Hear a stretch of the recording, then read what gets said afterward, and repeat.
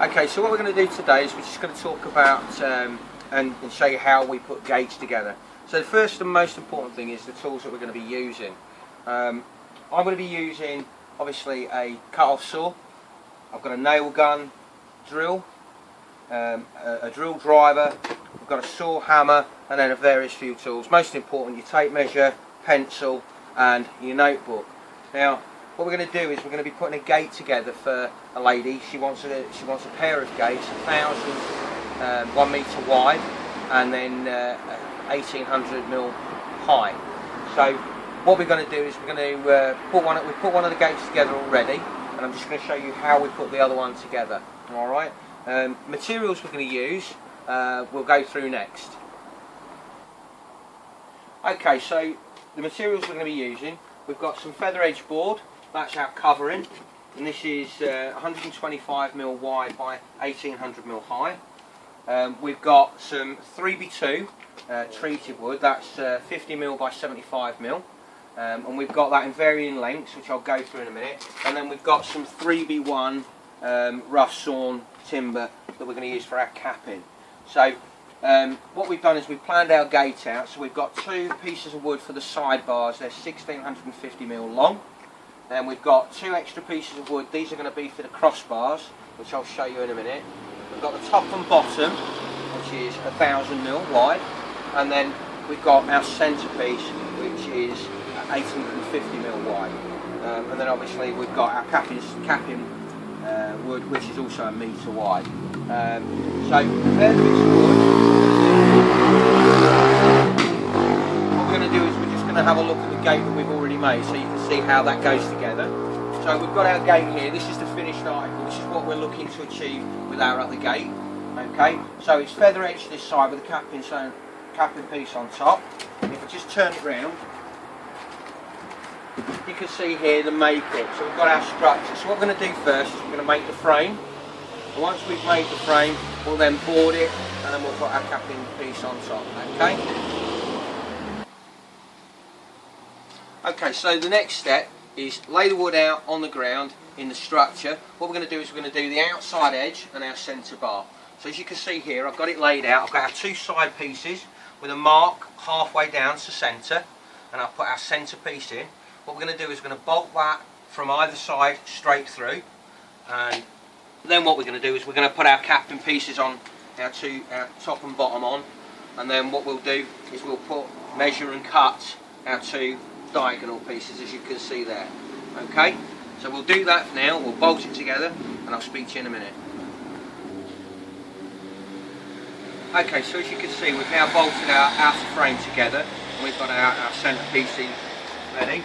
What we're going to do now is we're going to do the diagonal pieces for a cross, and as you can see, I've already cut a 45° in the end of this one, and that's because these are going to sit inside the frame.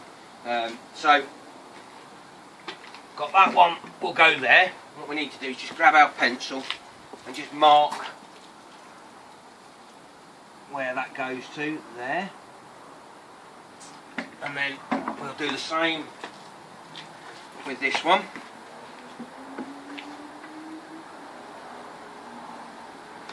Alright, and then we'll quickly cut these. So always wear safety goggles when you do this. It's probably one of the most important things you'll ever do.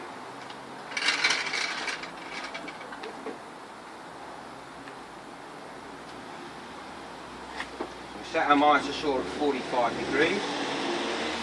We line it up, safety goggles on. Keep your hands well clear.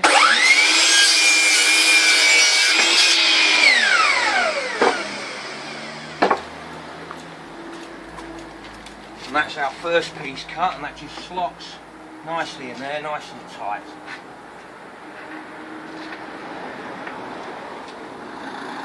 There. Okay, we'll get our other piece cut at the same time.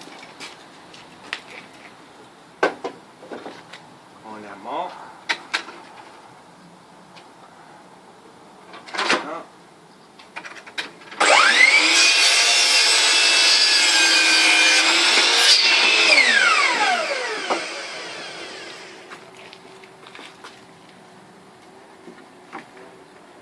say we've got our two. So what we're going to do now is we're going to bolt these together. Next time I see you, we'll be ready to put our feather edge boarding on. Okay, so that's our gate bolted together.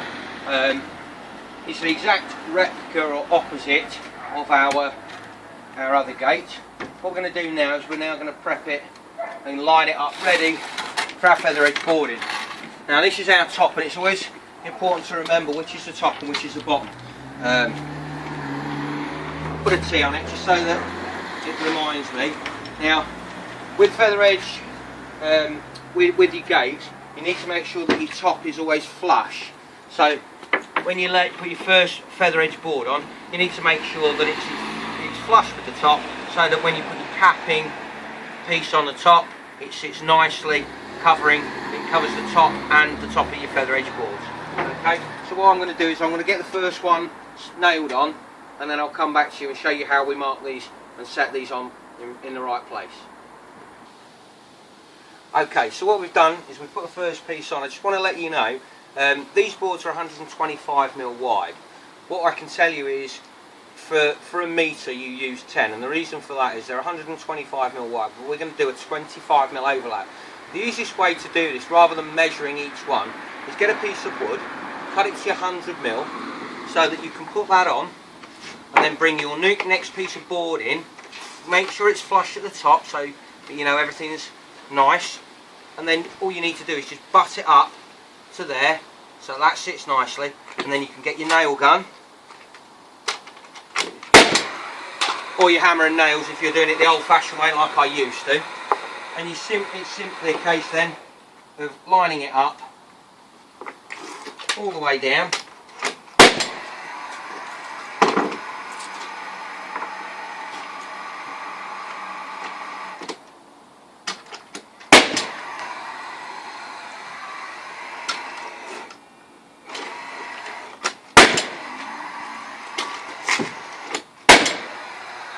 Like so.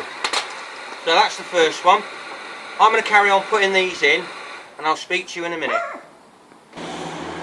Okay, so we've put all our other pieces on. I've come to the last one, and as you can see, there's not much of a space here. But something I like to do, if you were to put that there, it's going to be quite high. But what I like to do is I like to turn it back so you've got a nice flat edge, because when you come to put on your padlock bolt or your gate latch, if you've got an angled feather edge board, it makes fixing quite difficult, whereas if you put the last one on and you turn it back, it levels it up so it's nice and flat, gives you a nice flat edge to fix to. Alright, so we'll pop the last one on.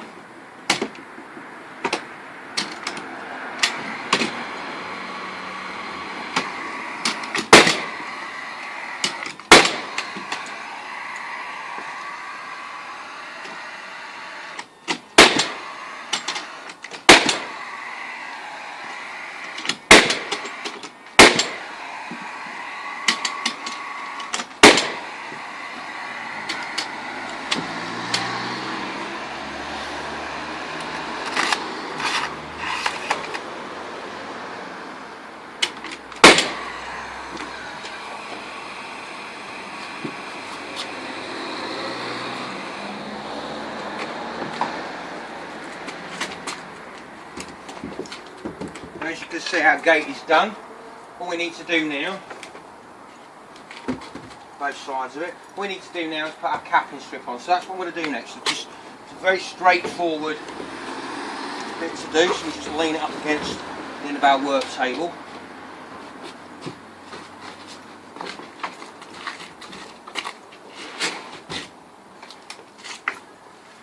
Now what this is a piece of, you can struggle to get 3B1, so what I did is I got a piece of 4x1 and I used a circular saw to take an inch off the side, and then I've just run a plane down it to just take the rough edges off, and then I've run it down the corner just to give us a nice looking front to it. And all we're going to do, put that slope at the front, and then all you need to do is line it up flush in your top corner here and here, and we'll nail that in position.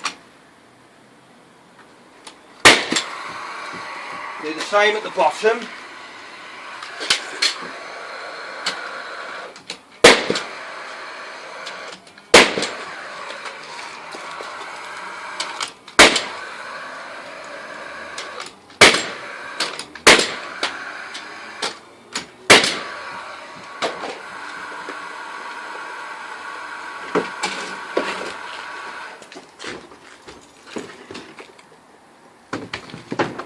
And there we have our 2 gates for our customer ready to go.